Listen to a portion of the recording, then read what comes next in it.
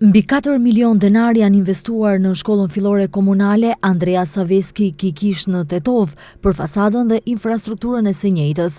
Kjo shkollë përfundoi sot vitin shkollor me vizitën e ministres së Arsimit dhe Shkencës Vesna Janevska dhe kryetarit të komunës së Tetovës Bilal Kasami.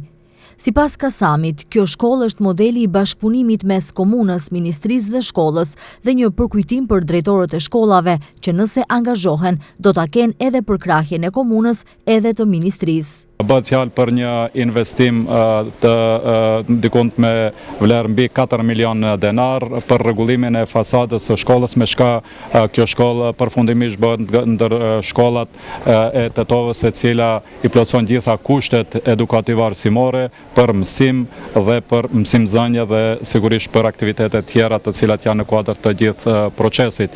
Me investimet paraprakit janë bërë në këtë shkollë me sallën dhe me investimet në rregullimin e pjesës së oborit. Kjo është ndër shkollat më mirë të rregulluara në komunën tonë dhe është një model se si duhet edhe shkollat tjera të punojnë në drejtim të kushteve më të mira për nxënësit tonë. Ministria e Arsimit dhe Shkencës Vesna Janevska deklaroi se infrastruktura e mirë e shkollave është prioriteti ynë i përbashkët dhe të rinjt do të jenë gjithmonë primar në aktivitetet e ardhshme të tyre. Представува огромно задоволство денес да присуствувам во ова училиште, каде што покажавме дека синергијата меѓу владата, локалната самоуправа и добриот менеджмент на училиштето.